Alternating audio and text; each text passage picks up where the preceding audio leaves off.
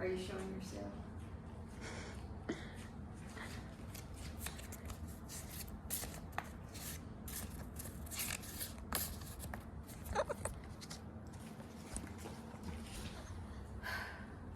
Are you looking for a sport that challenges you both mentally and physically while letting you relax and relieve your stress? You should turn your attention to the great game of golf. Golf is a one-of-a-kind sport that combines physical skill and mental strategy. According to the 2016 Golf Monthly, golf can be an extremely rewarding but also painful, agonizing, and frustrating sport at the same time, but this makes it even more rewarding at the end.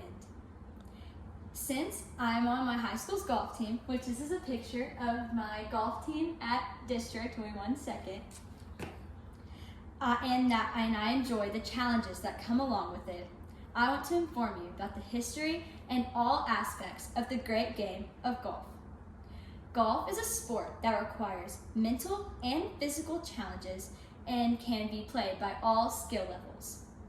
Today, I'm going to tell you about the history, the rules and etiquette, and the equipment that you'll need to play a round of golf.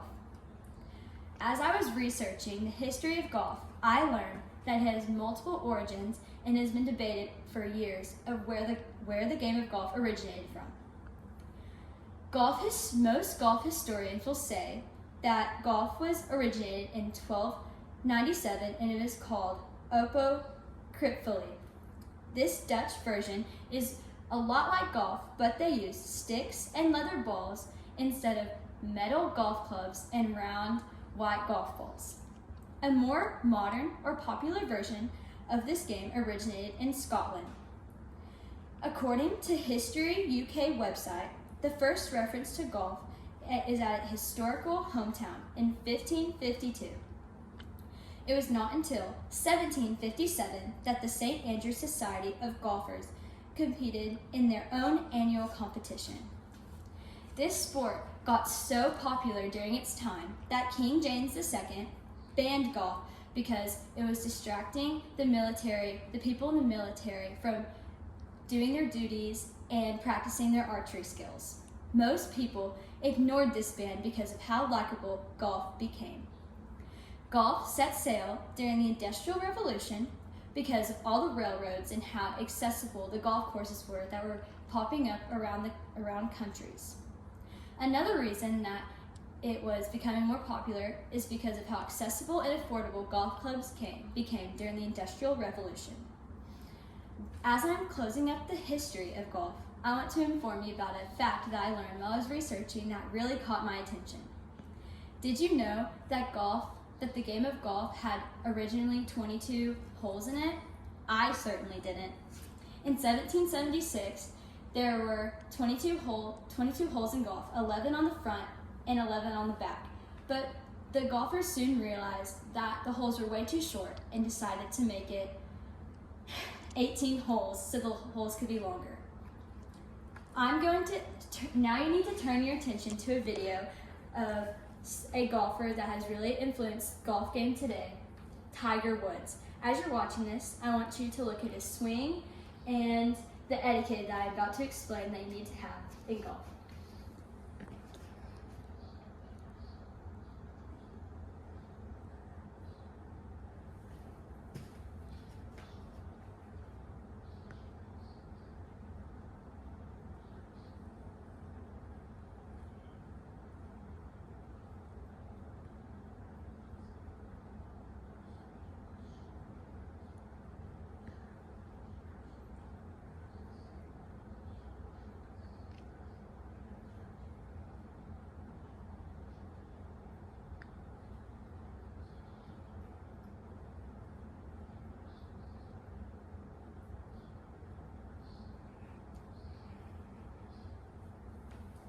As you can see in this video, golf is more than just a sport, and it is something that most people around the world enjoy watching.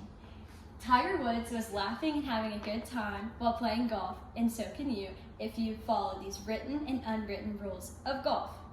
Some basic rules that you need to know before playing a round of golf is to always start behind the tee markers, because even if you're an inch in front of the tee markers, you'll have a one penalty stroke off. A rule that applies to this is to only use a tee when you're on the tee box and not use it on the fairway or anywhere else. Another rule is to play the ball where you found it. Some exceptions to this rule is if you're on the cart path, or if you're on near a man-made object, or if you are in ground under repair. An out of bounds or OB shot is a two penalty stroke off. It's always good to hit a provisional just in case you think your ball may have gone out of bounds and to play it safe. A lateral hazard is always marked with a red stake, and water is marked with a yellow stake. There are more rules and regulations that you should know, but those are some of the basic ones. The unwritten rules go along with etiquette and respect. While you're playing golf, you need to always remember to be honest, because that is what the whole game revolves around, honesty. According to July 2017 Golf Dynamics, it is important to learn golf etiquette before you head out to the course on your own. You need to learn the dress code, where to walk or drive your golf cart, and what a tee time means. And all these help you stay safe and have fun while you're playing golf. Golf etiquette is very important to enjoying a round of golf and playing your very best. Some unwritten rules is to be quiet or just not say anything when someone is hitting their going to their backswing or hitting a golf ball so they don't mess up. Never walk in front of someone's line when they're putting, and to always rake the sand after you hit in the sand trap.